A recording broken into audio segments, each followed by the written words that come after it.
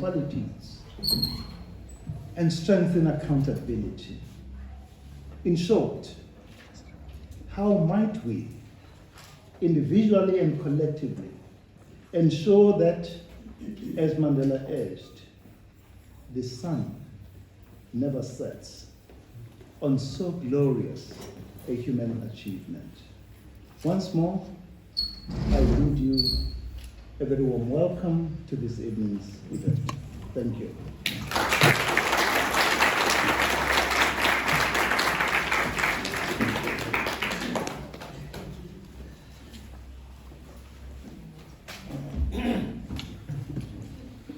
Thank you, Vice Chancellor.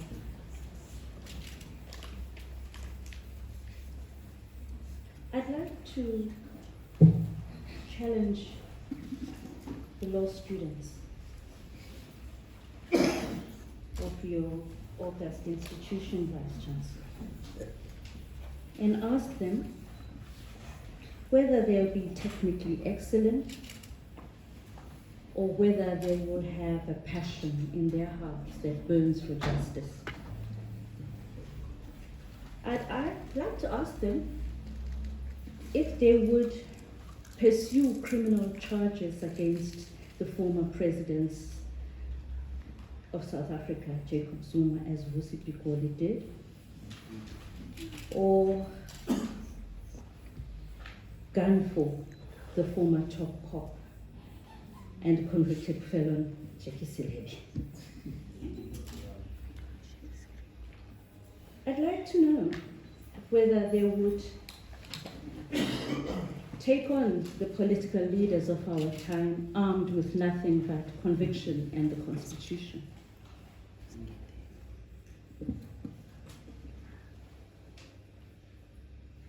May I call upon the Black Lawyers Association Student Chapter of Rhodes University. The chairman is with us. Ms. Nguna, please come forward.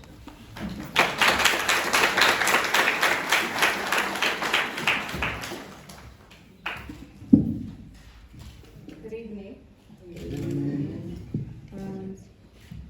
As we are gathered here today, I am deeply honored to extend a warm welcome to each and every single one of you to this insightful public lecture on the eroding of democratic institutions and the future of knowledge.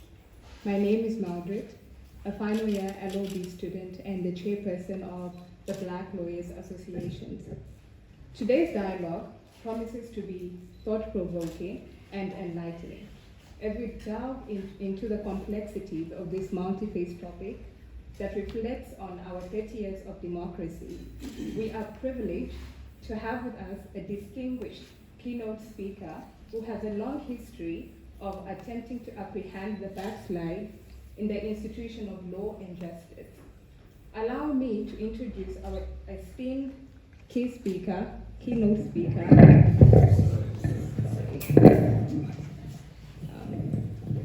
Okay, I'm a bit short, so okay. Allow me to introduce our esteemed keynote speaker, Advocate Vusi Pikoli. Advocate Vusi or Vusi Patrick Pikoli was born in New Britain on 29 March 1958. He is married to Nozuku Gerli Pikoli. He matriculated at St. John's College in Tata in 1974. Somebody help me.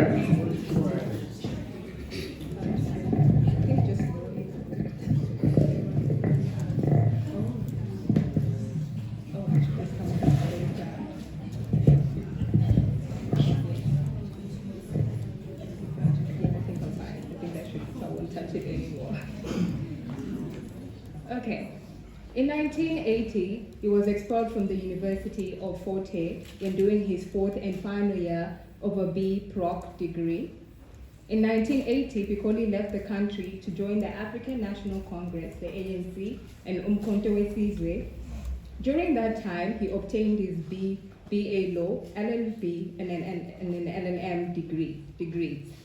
In 1994, Pikoli was appointed as special advisor to the first Minister of Justice, Advocate Dula Omar. And in 1995, he was admitted as an advocate. In 1999, Pikoli was appointed as the Director General of the Department of Justice, and in 2005, he became the National Director of Public Prosecutions. In 2010, he became a Forensic Investigations Director at SNG, and in 2015, he was appointed as the Western Cape Police Ombudsman. In 2018, he was appointed a Special Advisor to the Minister of State Security, and in 2020, Special Advisor to Minister of Public Services and Administration, who was then in 2021, who then became the Minister of Water and Sanitation. Advocate Vusi Pikoli is best positioned to reflect on 30 years of democracy and to frame an experience-based narrative of the past 30 years of the democratic project in South Africa.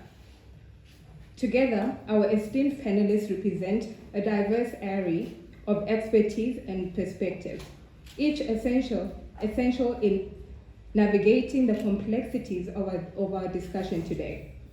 I am confident that their contribution will not only inform, but also inspire meaningful dialogue and reflection as we strive to deepen our understanding. Once again, I extend my heartfelt welcome to our distinguished panelists and to all of you, our esteemed guests. May our exchange today be characterized by intellectual rigor, mutual respect, and a shared commitment to fostering greater understanding and knowledge. Thank you.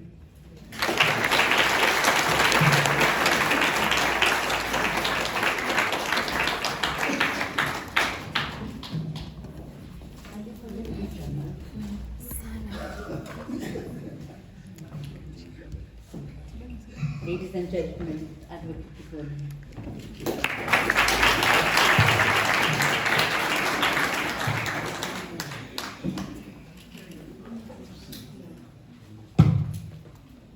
Thank you, Madam Chair.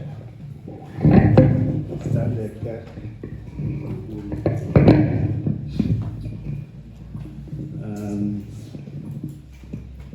Yes.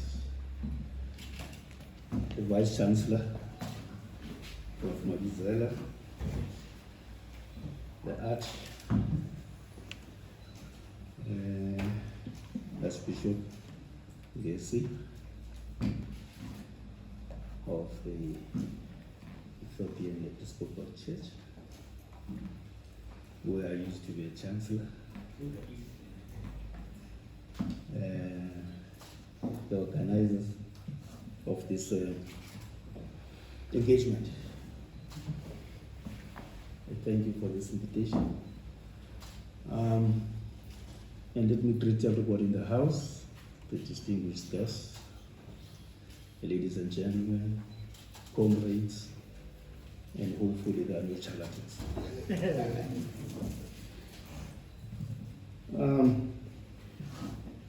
Firstly, andinguye uVusi without the other D. And I matriculated in 1975 from St. John's College.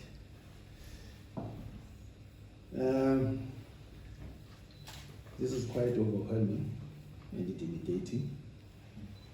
We've had the word of the Lord. And in addition, I'd like to also summon my ancestors.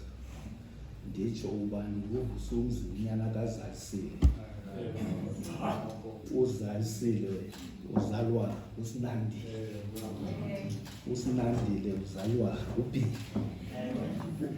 uzalwa kundu singamajwarha singomtika singomazaleni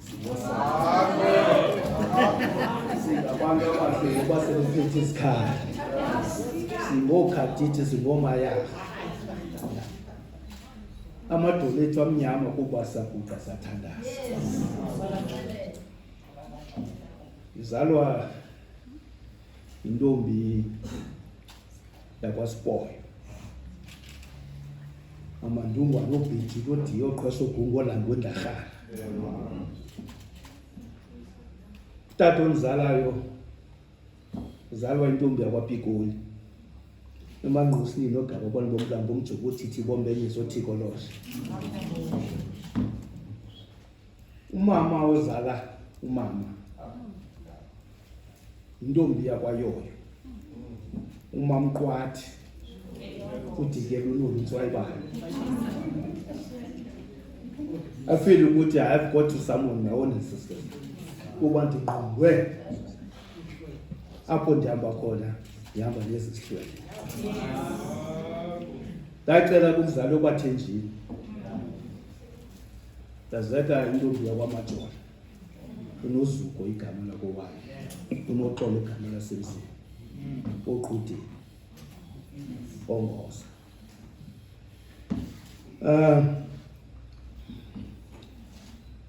You know, when I got this invitation,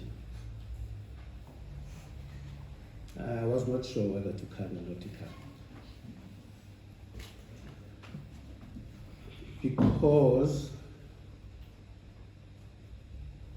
it's at the time when South Africa is going through a particular political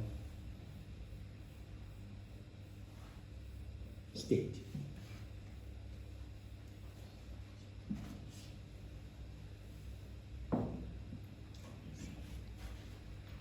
You know, before I go further, you can't start this without recognizing the genocide in Gaza and express our solidarity with the Palestinians in Gaza who are pushed out on a daily basis. You can't even forget the Palestinians in the West Bank who are facing similar risks. We need to express our solidarity, not charity. We also need to remember that this year also marks the 30 years of genocide in Rwanda.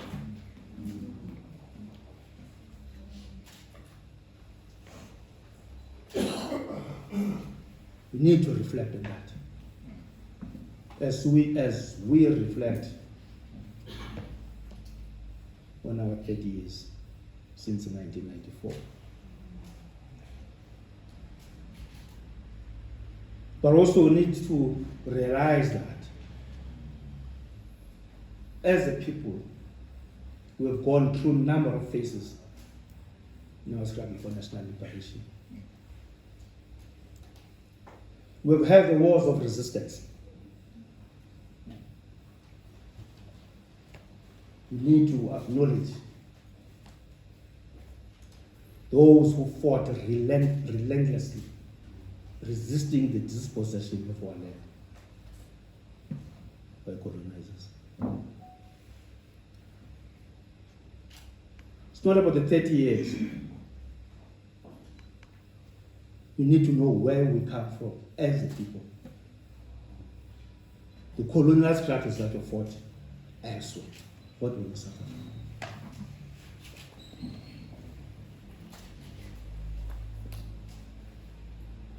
We went through a period of colonial domination in South Africa. There was resistance. People fighting for their land until we were defeated.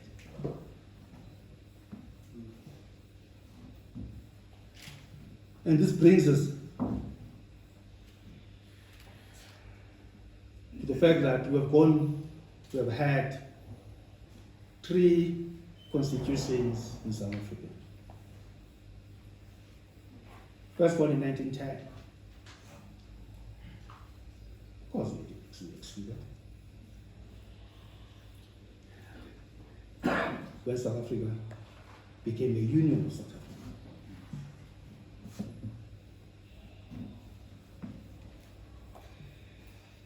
We had another constitution in 1961. when South Africa became a republic.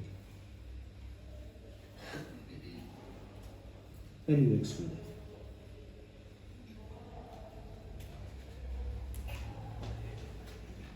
In 1983, we had yet another constitution in South Africa, the one that ushered in the tricameral parliament, which made provision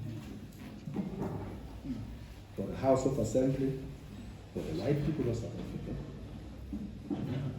the House of Delegates for the Indian population, and the House of Representatives for our fellow colored colleagues.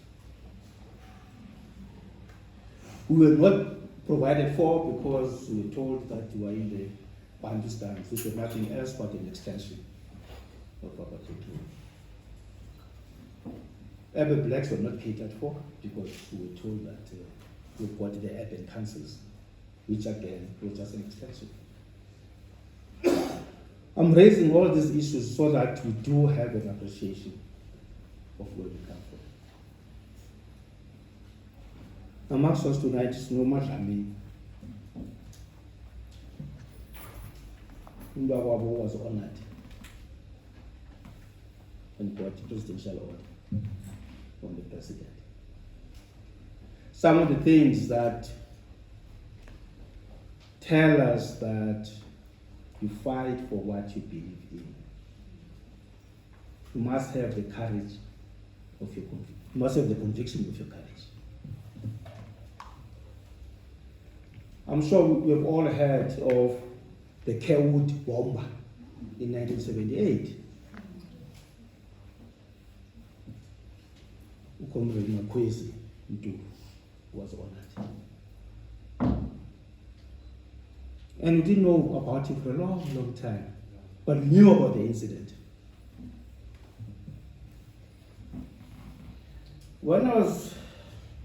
I thought I should just mention this. And then we've had people of my generation here in Grahamstown, the likes of Uspiwa Maswai.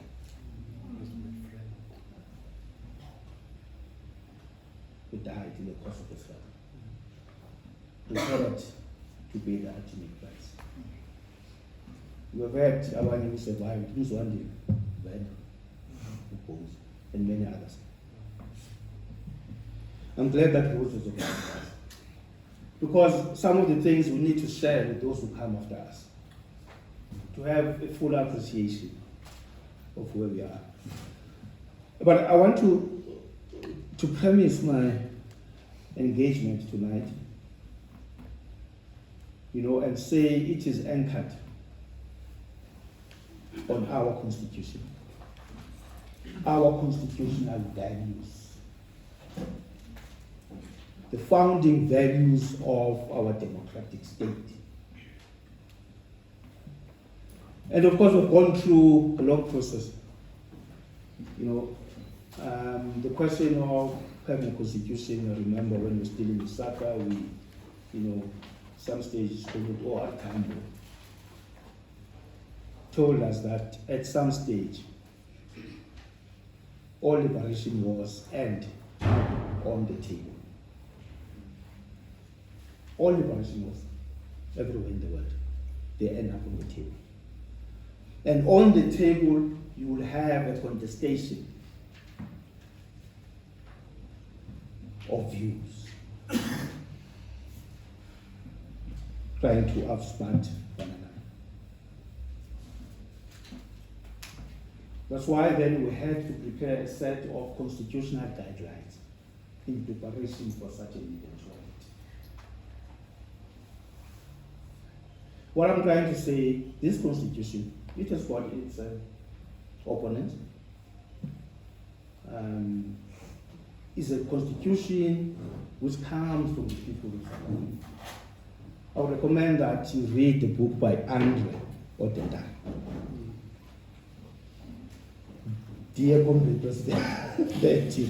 Dear Comrade President, it tells us how this constitution was arrived at. So we're to go through that process. We're to go through the process of the frontline states. And this culminated then in the adoption of the Harare Declaration. SWAPO, you all know the Battle of Ikuita-Pinabala. When SWAPO, together with the Cuban nationalist forces, surrounded South Africa and expedited,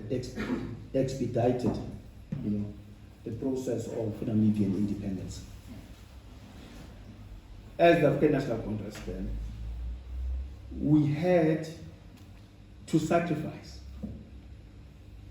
and move out of our military bases in Angola to give those negotiations a chance of succeeding. Because it would have then opened up another front. With SWAPO being in government, it would be easier to infiltrate from the Western Cape. Because the Western Cape is always giving us problems, because it was very difficult to ferry arms, from outside the country. But let me just go back to the Constitution. All I'm trying to say is that this Constitution that we have is an embodiment of our aspirations. We fought for it. And the 27th of April 1994 was a realization of all those calendar efforts. The right to vote, the universal suffrage, the common voter's roll, is what you find in Section 1 of our Constitution. That deals with the foundational values of our democratic state. The question of a multi-party democracy is one of those values. The question of the state being responsive to people's needs. The question of being accountable for what we do or not do. It's right there in the Constitution. That's why I believe that those students of law should take time to give meaning and internalize and be able to explain. You might not agree with everything that's in the Constitution, it's fine, it's okay. It's a product that is as a result of discussions and negotiations and compromises. But what's good about our Constitution is that it is a transformative Constitution. It lays the ground for us to be able to transform our society. No constitution, while our Constitution is not a self-executing document. Right?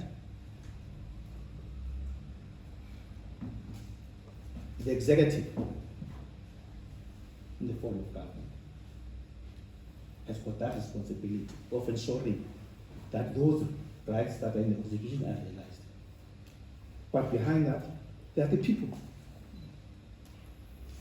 in the form of civil society who have got to play their role in ensuring that those rights are realized. And the beauty of it all is that, the rights in the Bill of Rights in Chapter 2, those rights are justiciable in the sense that you can go to court to force government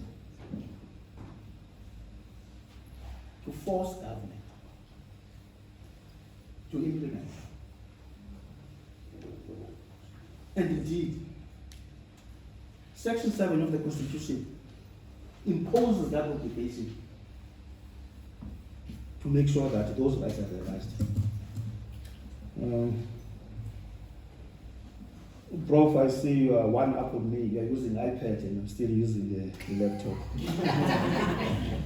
But I must say that at least it is an improvement from the elevated typewriter.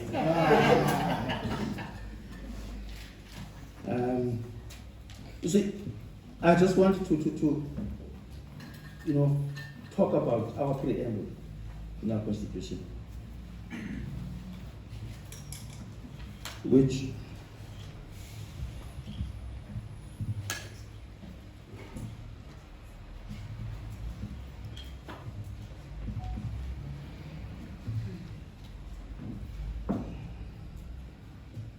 I'm sure we all know what is called Murphy's Law. Yes. Now, normally I don't have a problem opening this laptop, but today in the shaker, you see.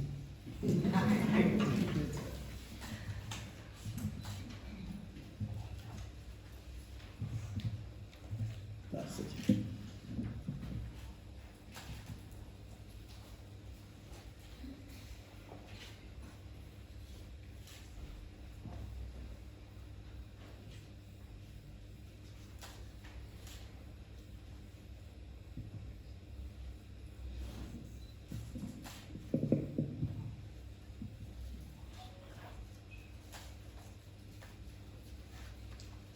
By the way, you also need to know that,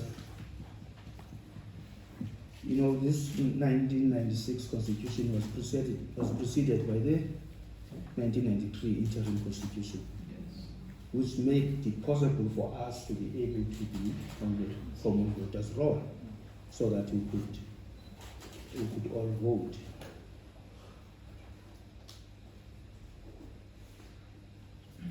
Just the right to vote marks a fundamental shift from the past.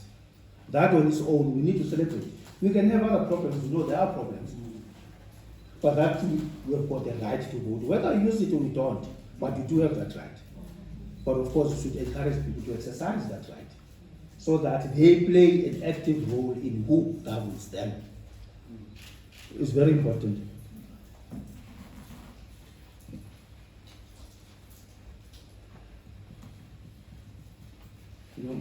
Madam Chair, we to see the way you spoke of an inaugural election.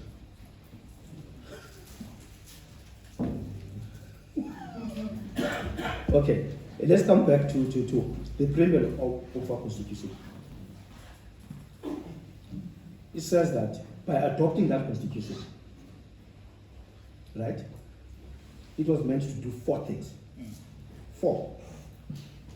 Heal the divisions of the past and establish a society based on democratic values, social justice, and fundamental human rights. 2, lay the foundations for a democratic and open society in which government is based on the will of the people and everyone is equally protected by the law. 3, improve the quality of all citizens and free the potential of each person. And 4thly, build a united and democratic South Africa, able to take its rightful place as a sovereign state in the family of nations. I've already alluded to this. When I said that, we need to, be with the people of Gaza and the West Bank. It's in fulfillment of this, because we're saying to take our rightful place as a sovereign state in the family of nations. As part of our international relations, that is a country we need to. So this evening we're called upon to actually audit our performance in the last 30 years. How have we performed?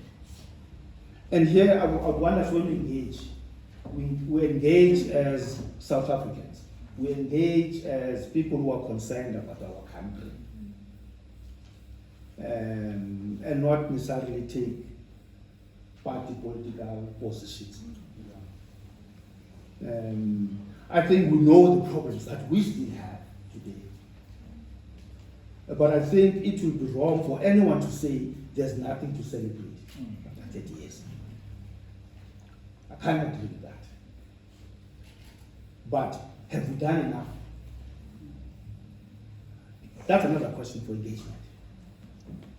Because we know that wheels have come off from time to time, which has caused some ethical lapses and moral degeneration in our society. So, this evening we're called upon to audit our performance as a country against the background of our stated aspirations and objectives as outlined in the 1996 Constitution. That was promulgated on 18 December 1996 and came into force on 4 February 1997. What is the scorecard saying? My score indicates that South Africa is a better country in 2024 than it was in 1995. My next question is, has the South African dream been achieved? My answer is, can you guess? Not yet. Not yet. That not yet is the one that says we can never give up on the South African dream. Because if you say no, then you are demobilizing progressive forces to continue struggling for sustainable change, to uplift the lives of our people. That's why the answer is not yet. What is missing? Amongst other things, yes. At the time of first struggle, civil society was so vibrant. You had the common purpose, and civil society kept the apartheid regime on its toes. United in our diversity. All South Africans of all races and colors marched against the obnoxious system. And this is what we need also to bring back in our lives. I'm glad that we are the center of learning, of knowledge, of critical thinking, because we want to produce here at Adv Vusi University students who have critical thinking capacity and not regurgitate what they learn from the books. And this opportunity of this engagement of the various generations here, we need to have that discussion amongst ourselves. And it goes along with it. As Prof was saying here, we can't be involved in the tussle of saying, did Nelson Mandela sell out? How does that even arise, to speak? How does that even arise? When we know what he did, not for himself as a person, because when there was a campaign of freeing Mandela, he was used as a poster boy of our national liberation struggle.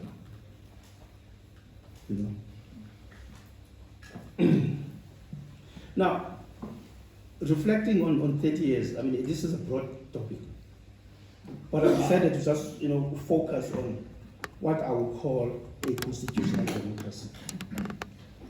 This is not just democracy. And if you speak then of a constitutional democracy, it means that the constitution then becomes the supreme law. It means that you are guided by the rule of law.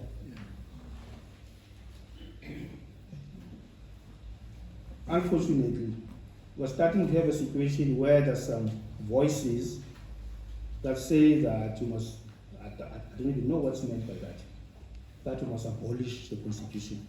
I don't know what it means. But because some of them want to take us back to the question of parliamentary supremacy, where Parliament could just decide to pass on any law, it cannot be challenged.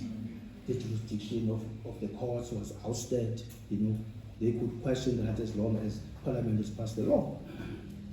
And now it was saying Parliament can only pass laws that are consistent with the Constitution, with the foundational values of our Constitution.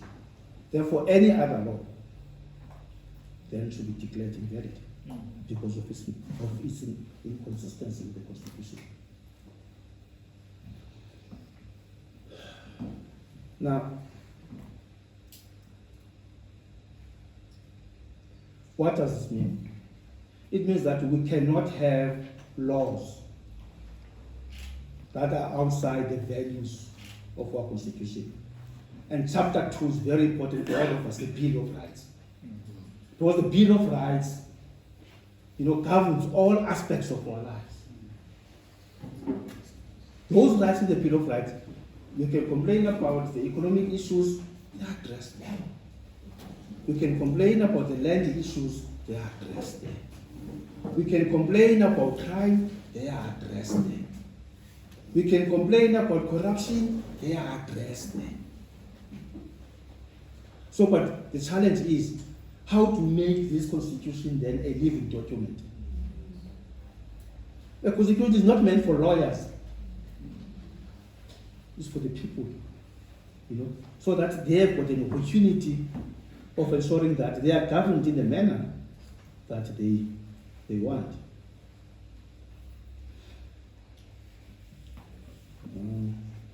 Sorry.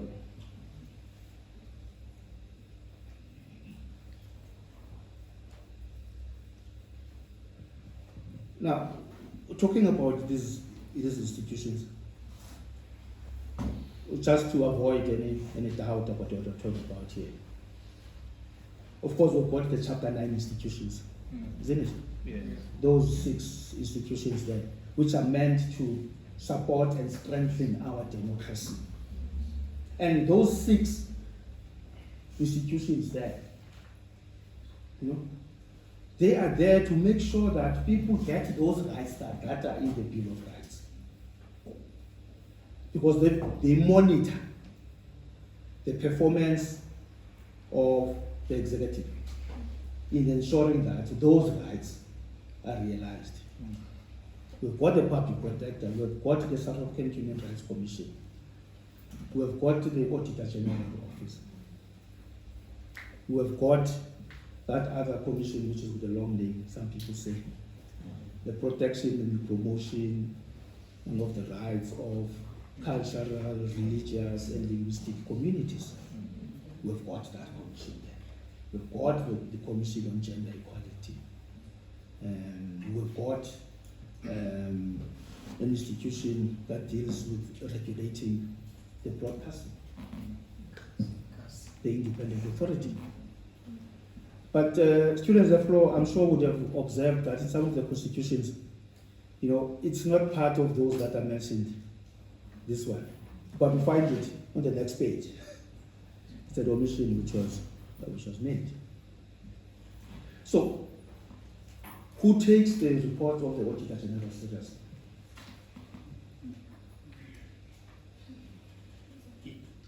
Who takes the reports of the Auditor General seriously? Because the Auditor General is there to audit the performance of government in terms of financial management.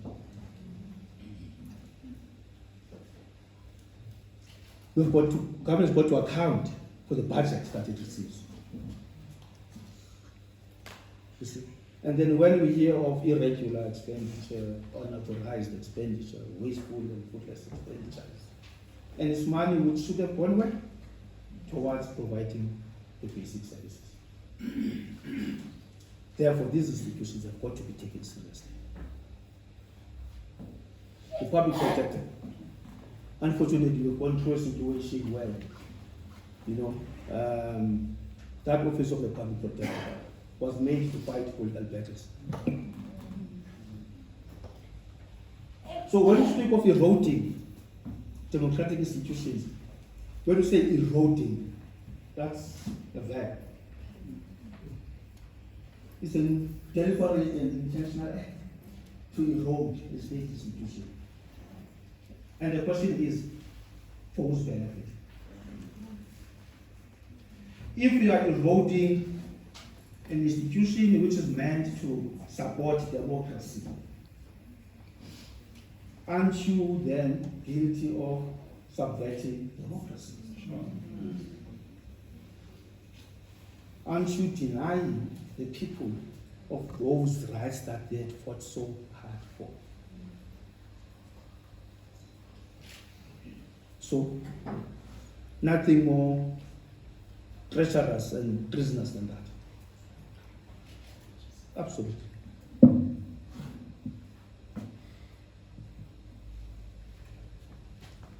So, when you speak also of this institution, you speak of organs of state. And by the way, when we speak of institutions, we include educational institutions. When we've got serious problems of NSFAS, what are we saying about for education?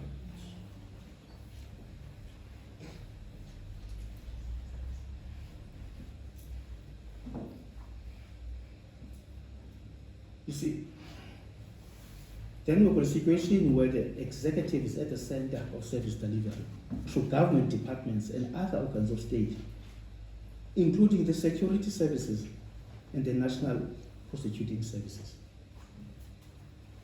And again, you know that, as we were, excited with our democracy, when we were beginning to pick up from the backlog and the deficit, when, we had a new government in power, when our economy was beginning to pick up, reaching levels that were never reached before, close to 6% economic growth. Where are we now? Where are we now? And what has caused that? And what is our role within that scenario? Chair, I don't want to. What has happened to our state-owned enterprises, which were also meant to play a developmental role? What happened? Where was Parliament when some of these things were happening? In terms of their oversight role and making those come before them to account. That's the role of the National Assembly. The NAP. When Justice Mukwege gave a time lesson to Parliament, members of Parliament who failed in their responsibility when we went through the Uganda Gate. You see, we previously even had a traffic gate where members of Parliament were, abusing their traveling privileges. People who are supposed to make the law, but to break the law with no consequences. Yes, of course, they were tried, some of them. Then the other issues, for instance, where you say the performance of Parliament also is mixed. Where there's mixed opinion as to how did Parliament address the question of Pala. Opinion is mixed there. You see, so these are conversations that we need to be honest about and engage. We know how SARS was almost destroyed. We know all the revelations of the Zondo Commission. But overall, let me just state 9 problems that have been identified, which we think gives us an opportunity to be able to move forward. The National Planning Commission, for instance, has identified 9 critical areas. Unemployment, the quality of school education, especially for most black people, which is still substandard, with children dying in big latrines, unacceptable. We've got poorly located and inadequate infrastructure, which limits social inclusion and is impeding economic growth. Spatial challenges that continue to marginalize the poor. South Africa's growth path is highly resource intensive and hence unsustainable. The ailing public health system, the performance of the public service is uneven, whether it be at national level, provincial level, it's worse at local government level. That's the weakest link in the chain, local government. Corruption still undermines the state legitimacy and service delivery. And again, there's so much political polarization in this country as well. Some parties banning the flag as a way of advertising that. It's not the flag of the ANC, that's the national flag. It represents all South Africans. It's totally unacceptable to be having all those things. Well, we normally, when we have discussions, we always ask ourselves what is to be done, but never actually spell out what needs to be done. Kevin identified all the problems. But one issue is that since 1994, there are more people who have access to water. But that asks us again another question which we need to address in the next 30 years. Is the reliability of that water supply and the quality of that water in certain areas. Yes, of course, in 1994, about 65 people had access. 65% of the people had access to water. But today, we speak of about 1991%. But the issue to be answered is that, yes, you can say we've expanded the services. We've moved from that way. We've done well. We need to because we've done well. But for those 9% or 8%, life has not changed. They've got the right to be angry. You see? When we speak again of electricity, I mean, there's some other countries that still, who got their independence, much of and all that, who still have got about 30% electricity for the whole country, 40%, 50%, who have done well.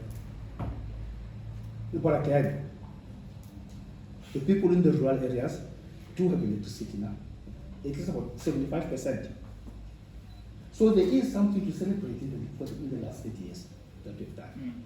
But we could have done more if, for instance, we made sure that we deal decisively with issues of corruption. Corruption is a crime against people, against humanity. Corruption literally kills. Just think of a bridge which was supposed to have been built there but was not built, money going to be missing. But in the books, money has been spent on that. And people die trying to cross a river. Just think of again. Just think of medication in hospitals that get stolen. People die because of lack of proper medical care. So whilst we have done well in the last 30 years, you must know that you could have done even better. Were we not facing this plague of corruption? We would have had more in our coffers to be able to provide these much needed services for our people. There is a cause to celebrate the 30 years. There's no doubt about it. But then it's for us to push us to get more. So I've just outlined 7 issues before I sit down. This calls on us to invest more and more on education and technical skills. Skills that are critical in growing the economy. 2, we need to have a critical rethink overturning of our current economic policies. You see, we know that things have gone wrong there. I also submit that we need to have a new pact between government, business, and labor. Because the current one, it doesn't seem to be working. Net-leg. We need to, rethink. Of course, there's an urgent need to enhance the technical and professional skills at all levels of government, particularly the local sphere of government. We need to sanction and correct poor performance and incentivize good performance. No lip service in the fight against crime and corruption. I think the urgent task, I'm happy to see in the audience the former Provincial Commissioner of the Western Cape and later of Gauteng. And I must say that he did a good job.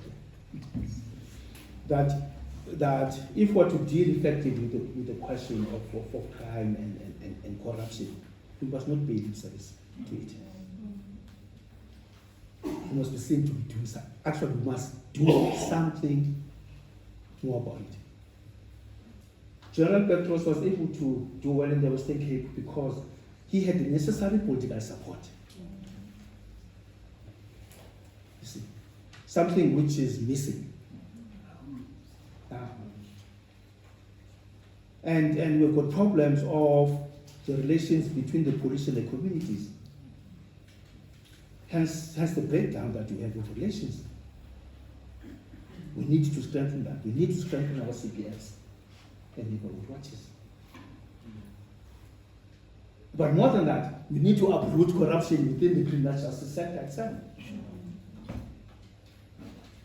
Within the police, within the prosecutors, and everybody else connected to the criminal justice system. Because again, that's another institution that was slowly eroded. The lack of capacity of crime intelligence is a big issue for us as a country.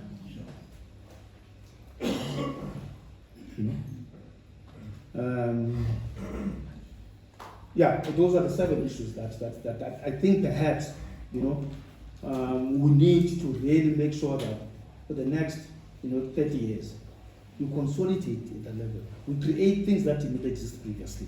We have a new thinking about how to solve our problems. You see? But by and large, these have been good years. It was worth fighting for this, considering where we're coming from. Like we had our forefathers who fought almost 100 years of resisting the theft of our land. The African National Congress, when it was formed, for instance, it was formed by the intelligentsia. That's the importance of knowledge and education. It was formed by professionals, doctors and lawyers, teachers. But of course, then they moved from a narrow base. Because they were saying they couldn't understand why, because they were learned, because they got property. Why can't we vote like a white man? Talking about them. There's been an evolution, of what's happening. From an elitist position, it was red. When we started, it was elitist. We were saying, I've got property, I'm learned, why can I vote like a white man? Thinking about yourself. But then things have just moved. This was different from our forefathers who were fighting in this area. And perhaps people of Makanda, you must also, I don't know what's happening here in Makanda on the 25th of December. I hardly see anything commemorating, the death of Makanda. And we need to also deal with this narrative. Ka umntu engena straight. Athi, whoa, looks like we must move away from that narrative. Because when Nanda was arrested and left his people, he said, I'm coming back. Isn't it?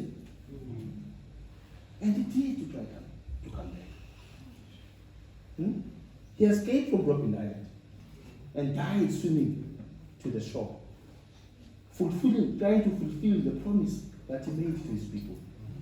So Masiageni Wuti, umuntu ongenastraight lo uyawulook like you need to honor Makanda.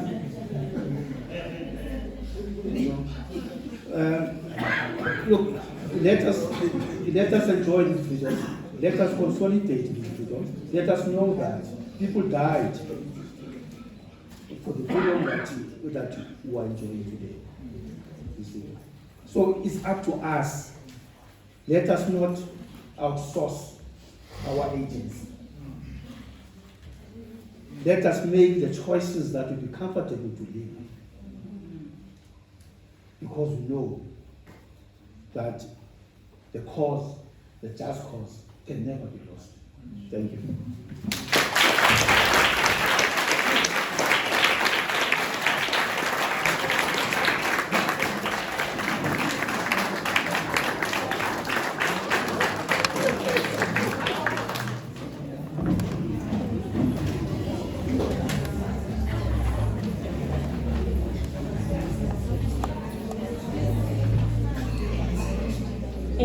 A just cause. Settle down. A just cause can never be lost. So we owe you, Adv Vusi, a debt of gratitude for always being what Alan Kirkland Soga, who was umthetheli wabantu and the editor of umthetheli wabantu in the late 1800s, early 1900s in these parts. He felt that patriots, progressives, ought to be against the wrong that needs resistance and for the good that lacks assistance. That you have always been. From your days in the camps, from your days in the Youth League till today. For that long sweep of history to remain so consistent is remarkable. Nkosi kakhulu. You have worthy respondents. From the student panel responding to your address to us today is Ayabulela Njungwa. My sister, Professor Sipokazi Magadla, Head of Department of the School or the Department of Politics, is another respondent. I'll leave the rest to them. Thank you.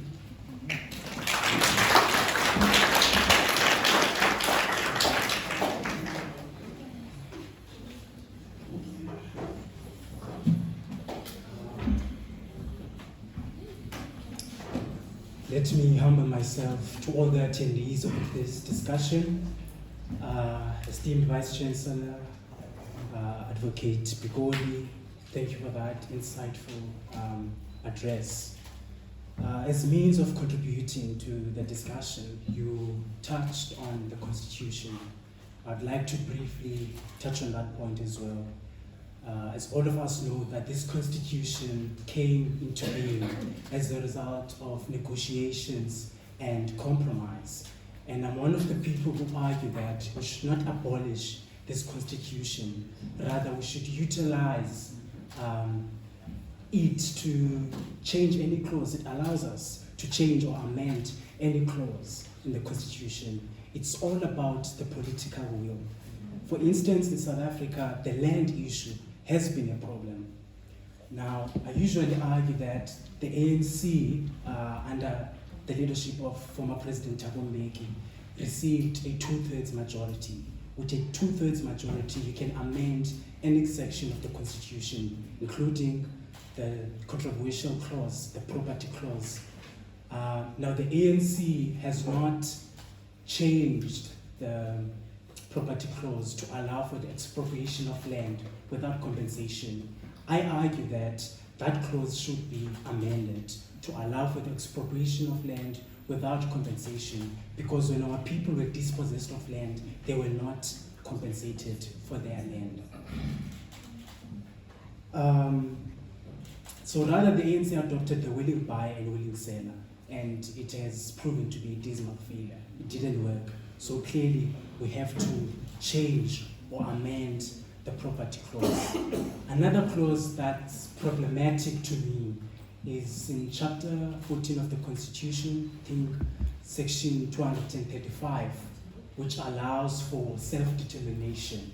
So as Xhosa community, we can say we want to establish a Xhosa community. For instance, in Oriana community, they have established the Afrikaner community, specifically for Afrikaner people, the preservation of their culture.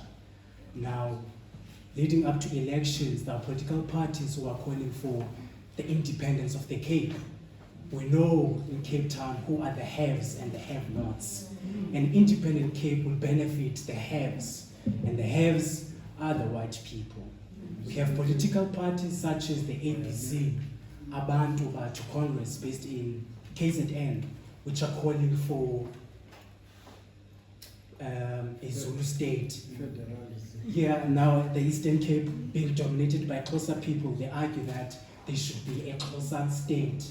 Now, clearly this clause allows them, 235 of the Constitution, it allows them to establish a community or based on ethnic lines. So I argue another clause that we should amend in the Constitution is section 235 of the Constitution, as it has the potential of creating ethnic or tribal conflicts in South Africa. Now, Advocate, you talked about the South African dream. I talk about the 1994 dream. What was the 1994 dream? The masses of our people, they dreamed of, their dream was, we want to live as whites do. What does that mean? They dreamed of having access to adequate and proper housing. They dreamed of having flushing toilets, having access to water, having access to electricity. And as you have touched, 80% or 90% of people don't have access. So it's a pity that after 30 years of democracy, we still have people who dream of having access to water, who dream of having access to electricity. So another point that I would like to touch on is the fact that what we are seeing now is the renaissance of the 1994 movement. We have many young people arguing or making slogans such as 2024 is our 1994, because they feel that this government led by the ANC has failed them, has failed us as young people, because language and education is still an issue. We thought that the generation of 96 have fought, but we're still talking about issues of decolonized, free education. Now, we know the education that was offered for black students in the apartheid regime, the Bantu education, which was inferior. You have people like Verwoerd who were arguing that why give an African child mathematics? What will an African child do with mathematics? Because they knew with mathematics, you can have access to proper careers, you can be a doctor, you can be an engineer. So we were offered an inferior education. This is different with the situation in Zimbabwe, with Ian Smith government, colonial government.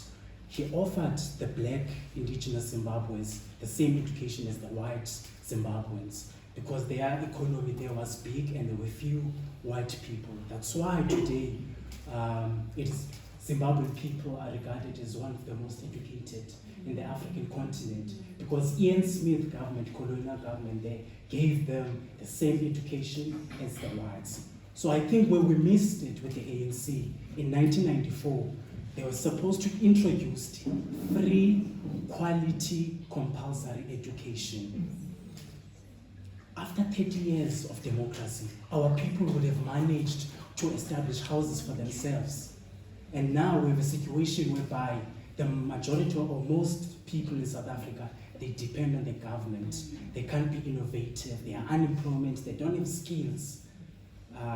So I argue that we should have, in 1994, offered a free, compulsory, and quality education, as Chris Hani was arguing before he was assassinated.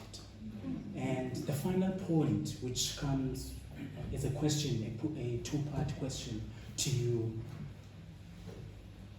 would you say it is fair for one to argue that as South Africa we were denied of a female Chief Justice because of the patriarchal nature of our society?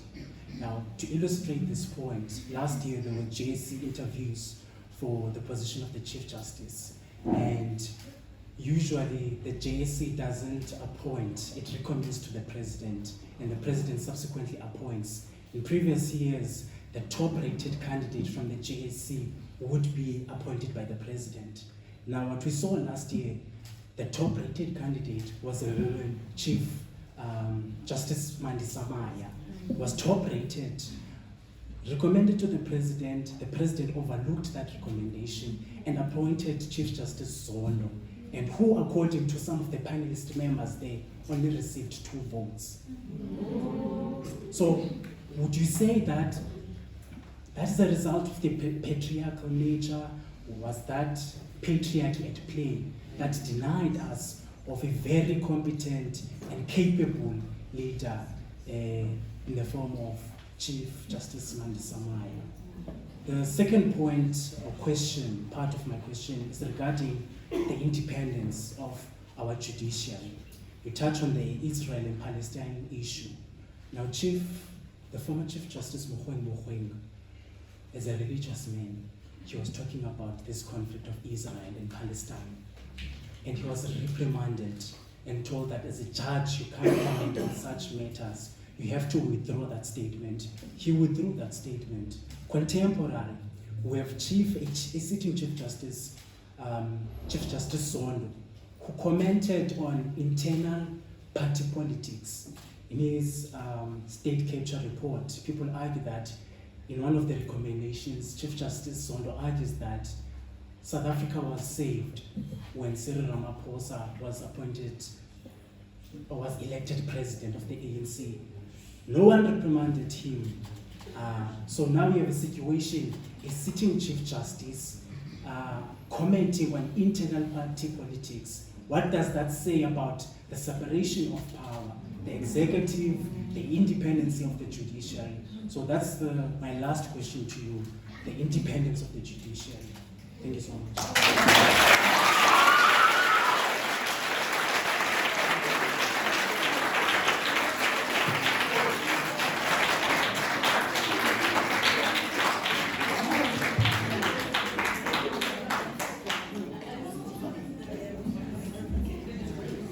Good evening, Molweni. I'm aware of time, so I'm just going to make 2 points in appreciation of Advocate Pikoli's offering today. And I want to begin by appreciating the lineage that you have offered us in terms of the life of the Constitution. And by recalling this book, of which of course you are a character in, by Andre Odendal.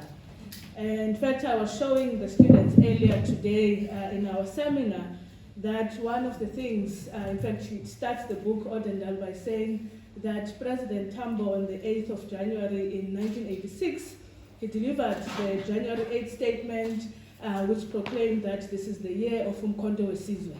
And in that same day, he appointed the Constitutional Committee made up of 7 members. And when you were calling your clan names, it seems to me that the politics student, the law student, the journalism student must be able to call the lineages of this constitution. Albie Sachs, Bridget Mabandla, Frini Genwala, Paulo Jordan, Jack Simmons, Penwell Maduna, all of the names that I wonder if I were to ask by a show of hands if these students know who Penwell Maduna was, who Bridget Mabandla is, right? And so what you have done here is to show us the importance of saying to these new generation of students who are very critical, rightfully critical, that in fact you belong in a belong in a proud and long tradition of Africans with ideas, ideas that need to be defended at this time, where it seems, to me anyways, that part of what we are fighting is not just a question of service delivery, but what we are facing is a crisis of ideas.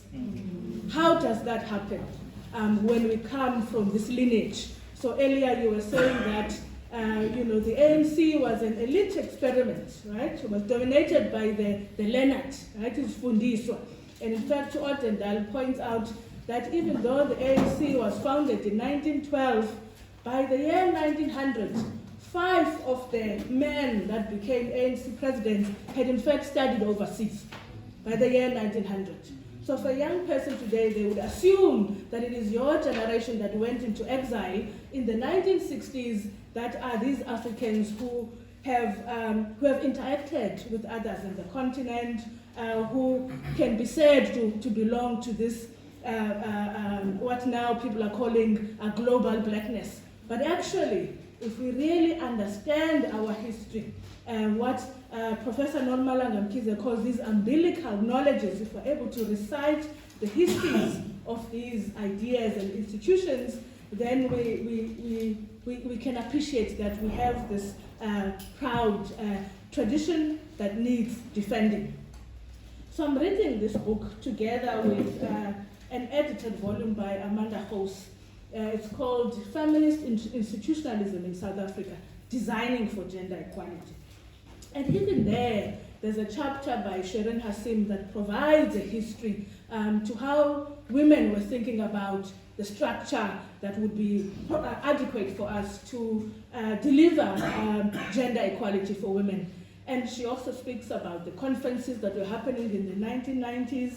And one of the things that is clear from this alliance between academics, between within activist members of the civic movements, is that these women were learning from the mistakes or the losses from other women in the continent. So one of the decisions that were made was that we would not have a ministry for women and for women and people with disabilities, whatever it is called today. There was a decision in the early 90s that if you have a ministry like that, it has the danger of ghettoizing the question of gender. It reduces it to women, and that what you want is a mechanism where gender can be mainstreamed in all sectors of government. What knowing that history allows us to ask is, how then do we get to 2009, where we now have a ministry for women and gender, young people, people with disabilities, which is under-budgeted, which is ghettoized, right? But what Hassim argues is that if we revisit even the discussions around the constitutional guidelines, if we revisit how we got our gender architecture, she says the issue is not the design, the issue is the politics.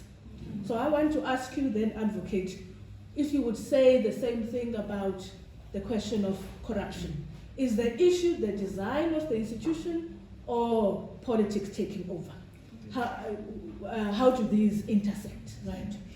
And one of the other things I wanted to point out from this edited book on feminist institutionalism is that, of course, it allows us to appreciate the lineage of the Women's National Coalition, for instance, the Women's Charter that is adopted in 1994, which traces its roots to the Women's Charter of 1954, when the Federation of South African Women was founded. So this year is 30 years of democracy, but it is also 70 years of the founding of the Federation of South African Women. People forget that the Women's Charter of 54 was adopted before the Freedom Charter of 55. So part of the expansive freedoms that are claimed in that Freedom Charter were first articulated by women in 1954. So when young women are feeling a despair and assuming that these ideas about intersectionality are coming from African Americans, one has to ask ourselves, why is it that this history is not taught at our own universities in ways that enable this generation of young women and men gender non-conforming young people to claim this history. And then this leads me to my final point around the crisis of ideas. And I want to start by just commenting, making a point about what the corruption does. You said the corruption kills, and it's true. And you know, part of what I've been trying to say to these students this semester is that it's difficult for me to feel hopeful. So we can have these figures that you're talking about, but they sit side by side with the reality of constant death. So a few weeks ago, we launched Hugo Penham's book, Riotous Deathscapes. And he says when he's in Lusikisiki, what he sees there in the places that he used to play with, what used to be his playground, are the graves of his friends that he buried in the 1990s through the AIDS crisis, are the young men who no longer have the option of going to the mines, who are languishing in the corners, in the streets of Lusikisiki. My family lives in Lilibode, and I know that reality. That in fact, I don't know how it is in New Brighton, but one of my friends says, you can have umcimbi at any day of the week, whether it's Monday or whatever, brewing for your ancestors. What you are guaranteed you will have is the availability of young men ready to consume the alcohol, right? And that speaks to the level of despair that is in the society, and the extent of them is also articulated in the violent deaths of young men. My brothers have buried more of their friends than I have. And so part of what I see as the crisis is that once you corrode the institution, right? So that report by State Security, for instance, it says the rules, the policies are nice, but what happens is that people just go besides the legal parameters. They just create a parallel structure, right? Young people at universities and schools can see this, and I can see that it affects their psyche. How do we say to them they must feel hopeful in this context where adults are blatantly lying to them?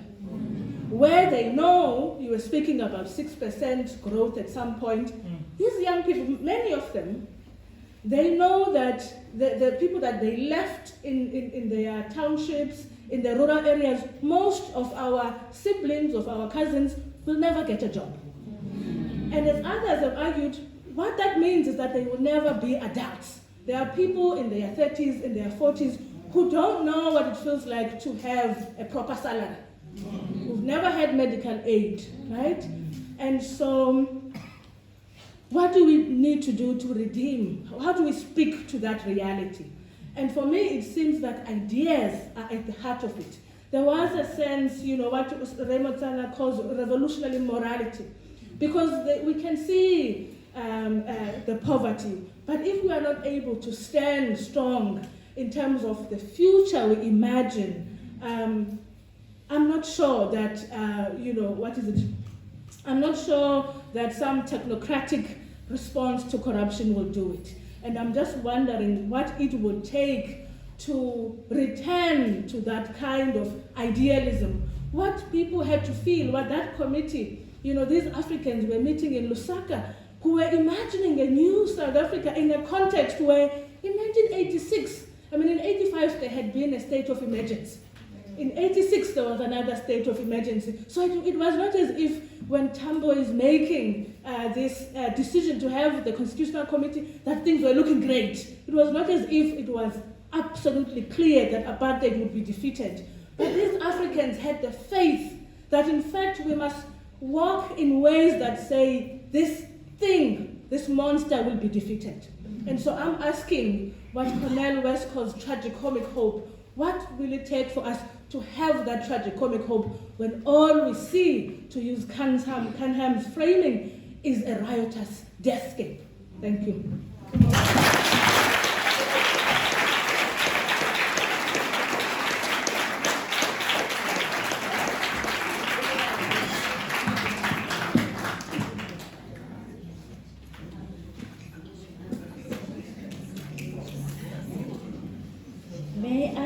call upon the third respondent, Mr. Mzugisi Mphahle.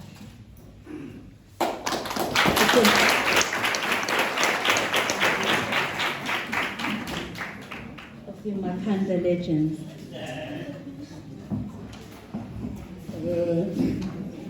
Thank you very much, Program Director. I'm conscious of time. We were given up until 8 to be in this hall.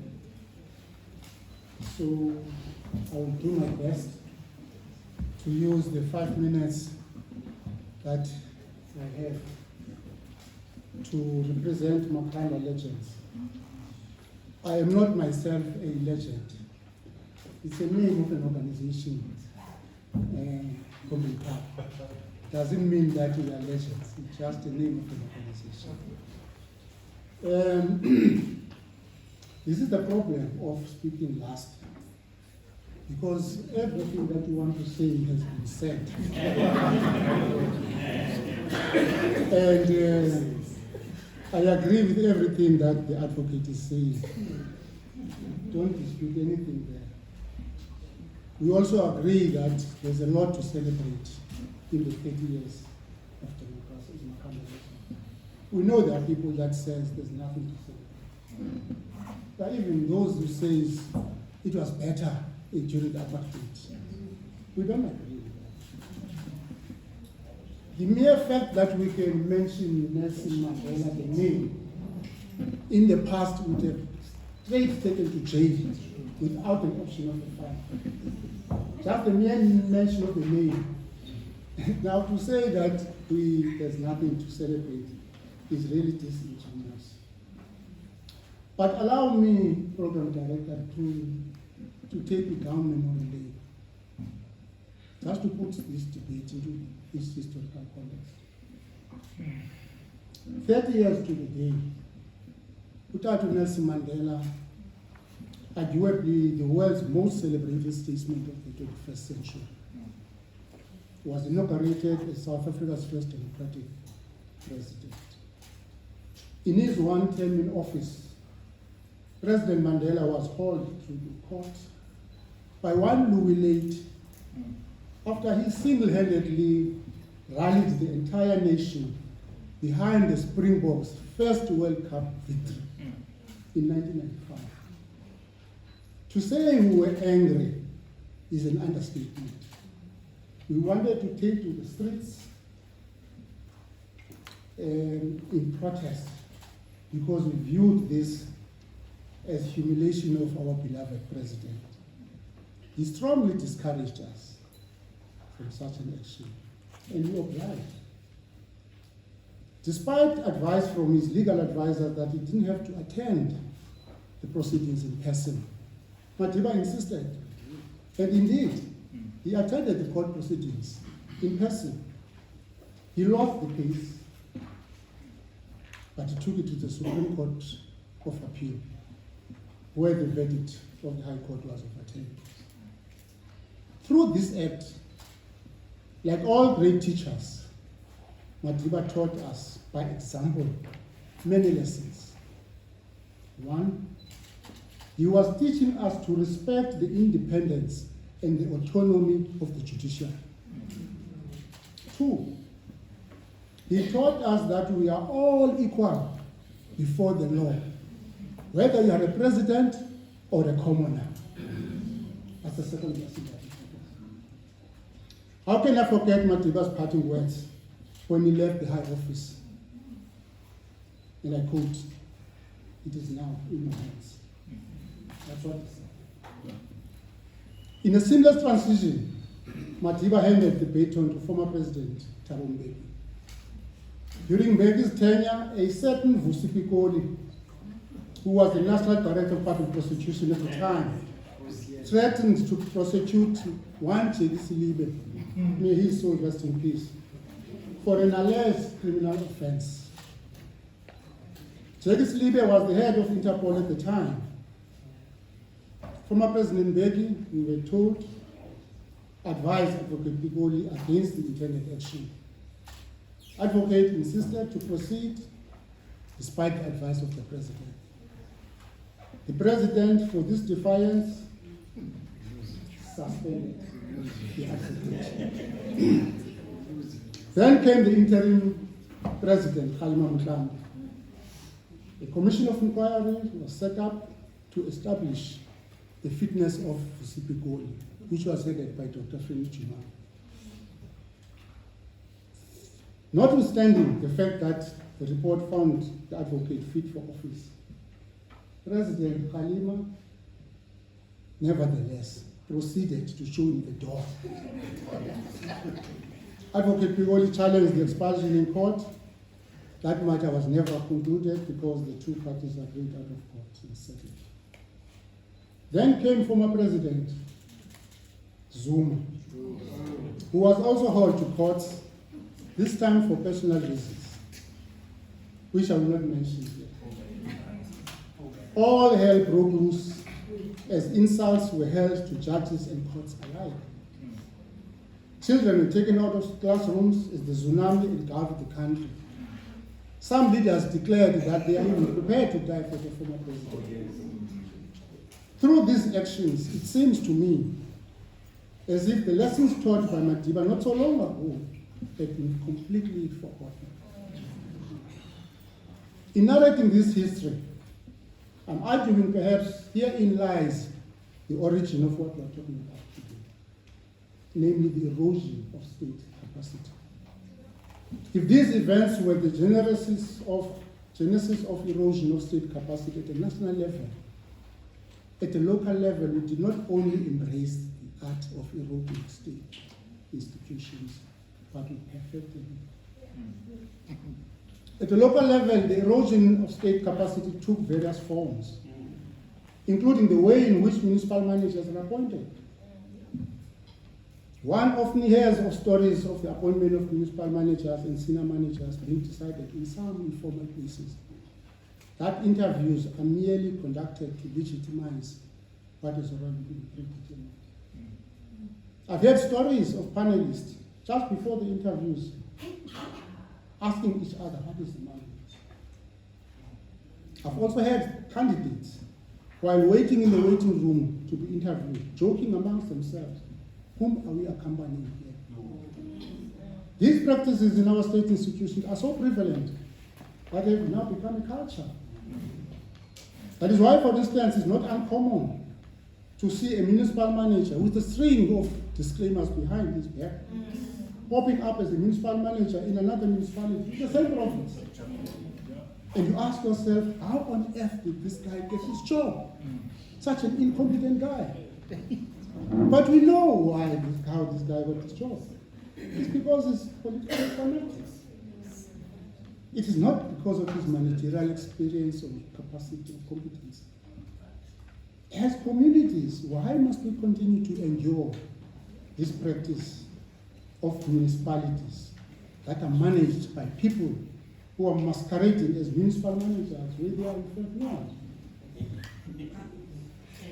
I am of the firm view that going into the 7th administration, the interviews for municipal managers and senior managers must take place in the city hall, where everybody who is interested in the affairs of the state can watch.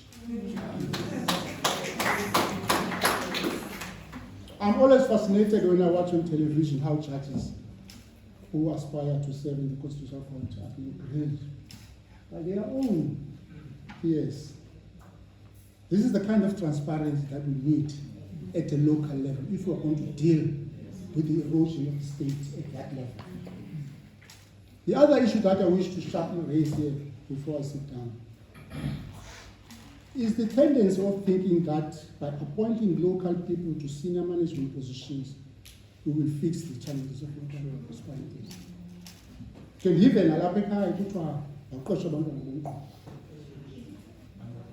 I am of the firm view that the place of birth has nothing to do with one's capacity.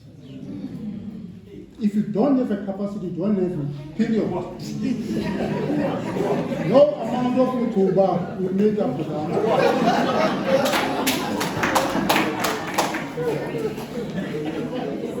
One's capacity is a function of a God-given talent where one spends a long time in institutions of knowledge such as this one, working hard, diligent, and all other attributes except the place of birth. Our local states are so weakened that most of them across the country are unable to pick up litter on the streets. This despite the support from provincial and national government in the form of EPWPs and other programs. The sooner the word merit features prominently in the vocabulary of those responsible for appointing municipal managers, the better. Any discussion about the capacity of state institutions without the role of communities is incomplete. As communities, we must also share the blame for the state of our local institutions. I am of the view that we have abandoned the participatory democracy in favor of representative democracy. When we throw a dead animal in a stream, we expect the government to represent us in picking up that animal. I've seen people littering in the streets, throwing litter. And when they are asked, why do you do this thing? They say, I'm creating jobs. Some parents even expect that the government must represent them in the upbringing of their own children. How many times have you heard parents blaming democracy for the behavior of their children? As Mapanda legends, we believe that community involvement is critical if we are to live a better socio-economic environment for our children. We cannot continue on the same path year in, year out, and hope to reach a different destination. We've got to change course. Until and unless we as communities take full responsibility for our social, political, and environmental ecosystem, the dream of an effective, transparent, accountable, and coherent government for the Republic as a whole, as envisaged in our Constitution, will forever remain a dream. I thank you.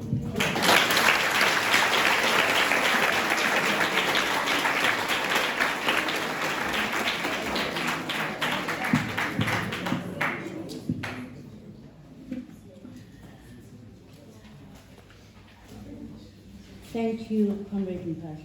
As you were listing the outrageous forms of corruption, I was a journalist at the time of the Celebi case, and we were all treated in the press gallery to outrageous testimonies of Gucci bags, Agna jackets, FUBU clothing for Celebi's kids.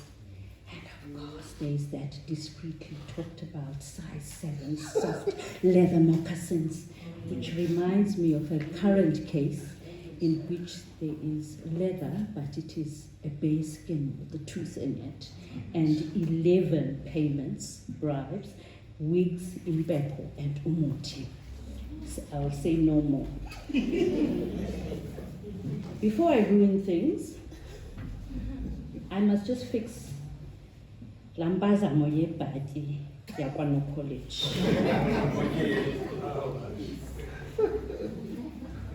Hayi sayilungisa mfundisi, sayilungisa ngothando.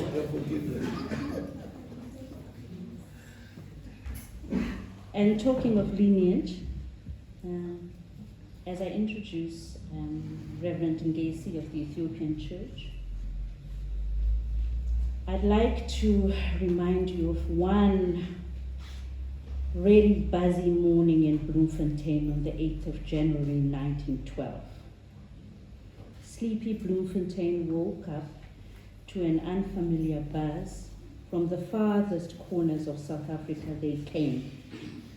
By train, on foot, on horseback, to this wind-swept city in the middle of the veldt, deep in the rugged interior. For one day, this consummate Afrikaner capital of an erstwhile Boer republic, the Orange Free State, became native town. It was the 8th of January 1912, a date that would be etched in the memory of all South Africa as the founding day of the African National Congress, known at the time as the South African Native National Congress. The historic Congress opened with a moving prayer, a call to the Almighty to bring sanity to the land. That morning, with tears in their eyes and in full voice, they sang that stirring hymn, Liza lisidinga lakho, Thixo Nkosi yenyaniso. Fulfill thy promise, God of truth. And it's, of course, by the seminal African composer, Tia Soga. May I ask that you join me in Liza lisidinga lakho as we raise Reverend Ngesi to the podium to pray us back home. Liza lisidinga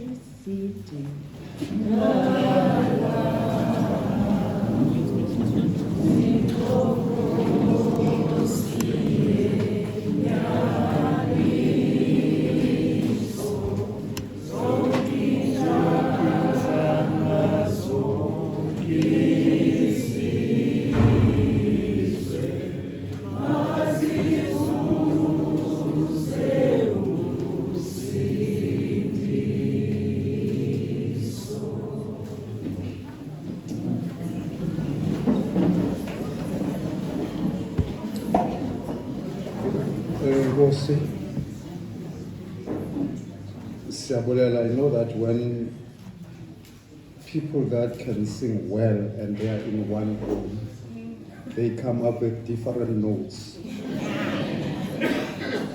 So that becomes a problem.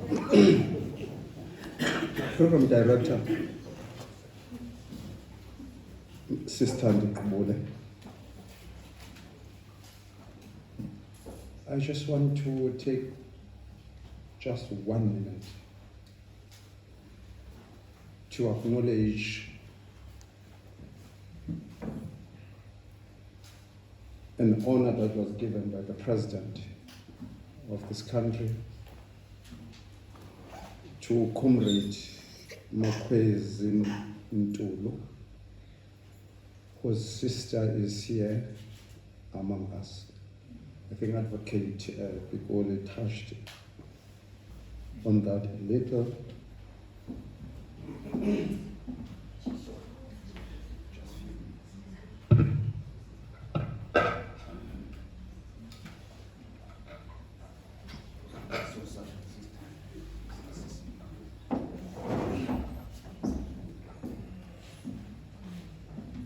I think this, for me, the family and the people of Makanda, this is the first honor given to one of us, posthumously, of course, for the sacrifice that he has done to liberate us, people that are sitting in this hall tonight, black and white. And he died in action. So he was Umkondo Wesizwe soldier. And for his bravery, he was awarded this by President Cyril Ramaphosa. You can see, and as a Makandian myself, I've read quite a number of books and observed nobody was ever honored in this part of the land for this order. Can we give a round of applause to Makanda?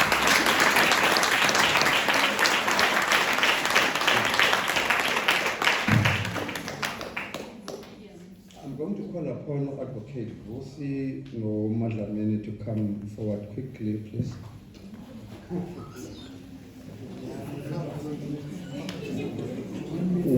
why we call Advocate Pikoli is because he was in the same unit with Makwezi, and he actually saw what happened to him. We are very proud of Makwezi and all his comrades. This is the lady that had the president so hard that it was difficult for the president to breathe.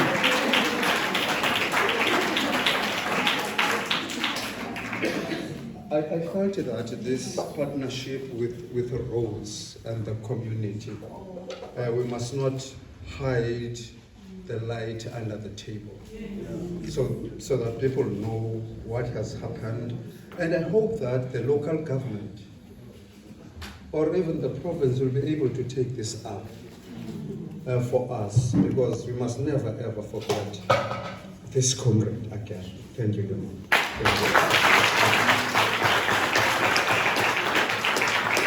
Thank you.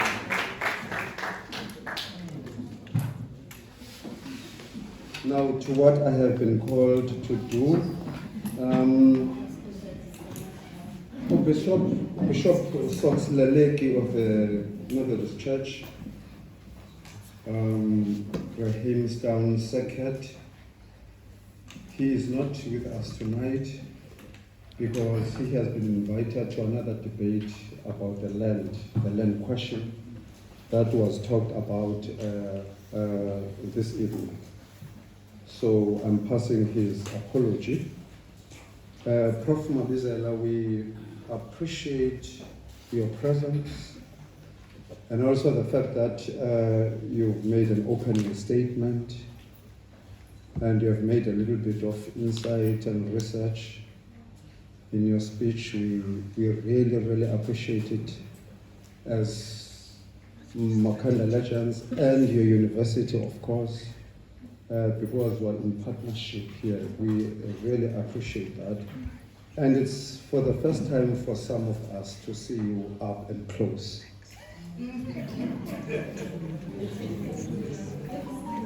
Never mind if I have no college, because no college will always lead.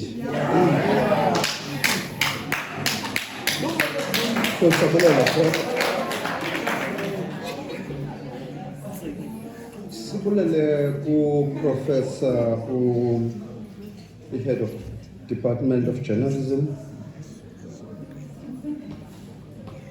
We thank you so much for your professionalism and insight. The Department of Politics, Prof. Magadla, Sabulela Njigalwas.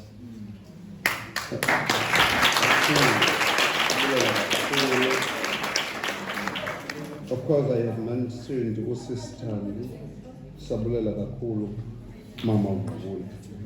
I-panelists zethu ayabulela. You really spoke like a lawyer.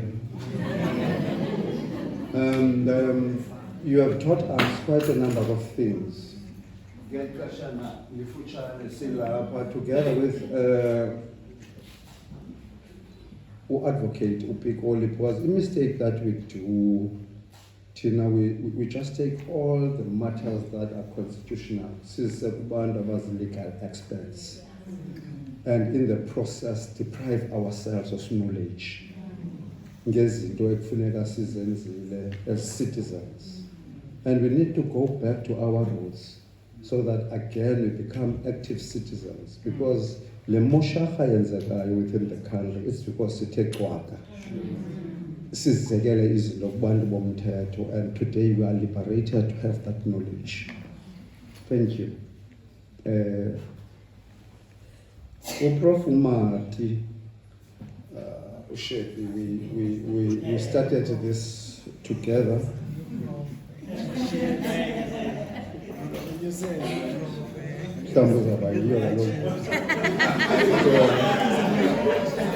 When what we should do is to say, I receive. Sabulela ke shepi. working behind the scenes ukubana leyo mcimbi ube yi-success. Sabulela kwi-former panelists.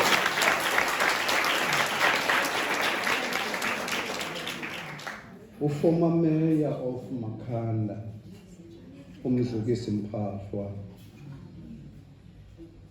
who is one of the cleanest guys around. But you know, unfortunately, within the ANC, my organization, in order for you to be popular, you must be a thief. Then they will promote you. If you are doing all the right things, you will be disregarded. And for him, he was chased away as well. That's why he's speaking about Advocate Pikoli, who was also chased away. So Sabulela, former mayor, uchairperson we-Makhanda Legends, ebelapha around uSipho Albani, kumele into yobana simbulele. Kula team ye-30-year democracy that was formed around Rose, sabulela kakhulu la Department of Journalism.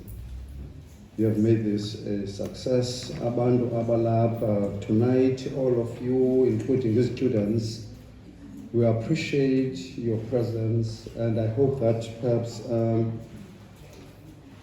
you will do your contribution after this, even if it's through social media. But sabulela ubukho benu kakhulu kwi-family kaMakhwezi nomama uMadlamini. Thank you so much. Anzonibiza nonke. I want to acknowledge leadership.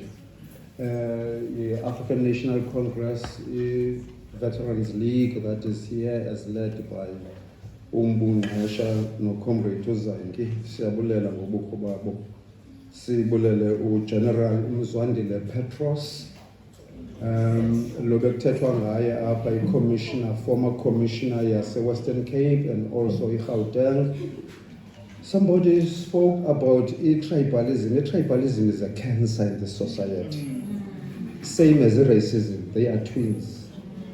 And that guy was supposed to be a national commissioner. And for the reasons that we do not know, they took Begitel and made him a commissioner.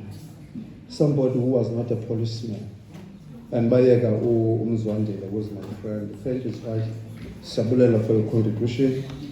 Kakhulu. I also want to acknowledge a comrade Adv Vusi Pikoli started the struggle.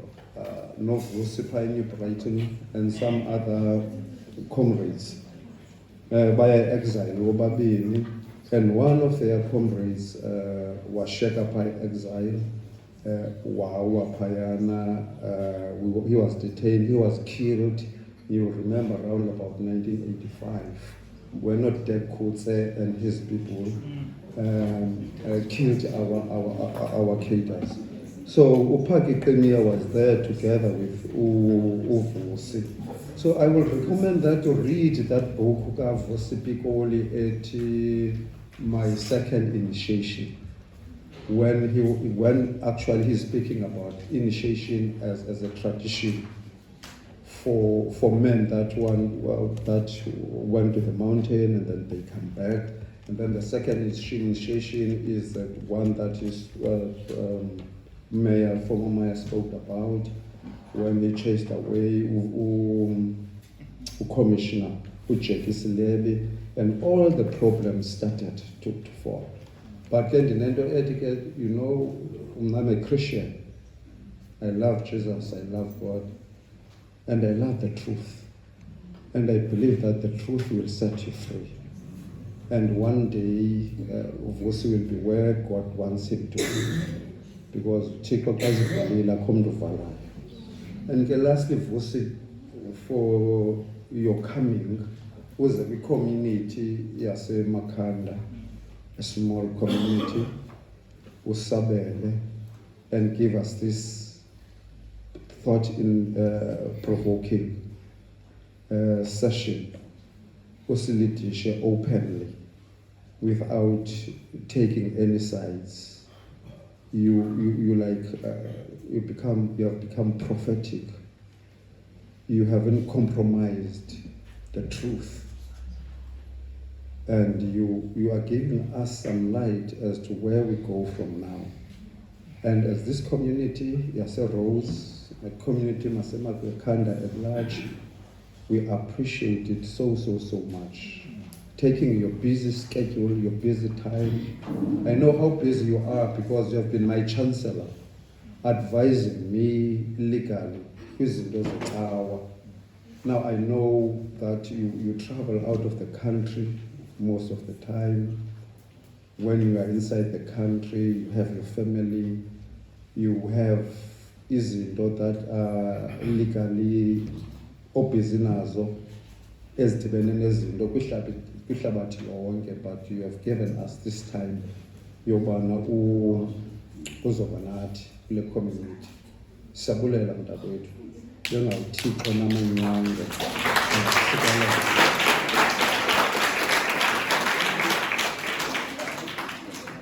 Ndiqibile ke ngoku ukubulela.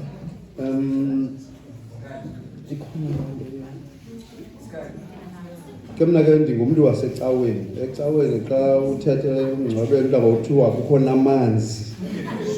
Kuthiwa ke amanzi ashushu akhona. We invite people to have a finger. I don't want to say lunch, because the impression is that it will be a big thing if it's lunch.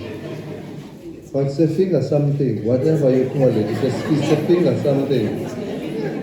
You use your finger, only one finger, not two fingers. So I'm going to call upon Chairperson. Yeah,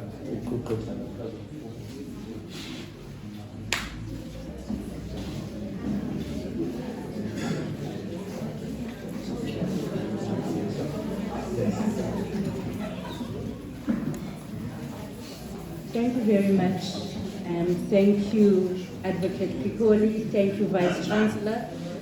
Thank you, Mzwase Makhanda. Thank you.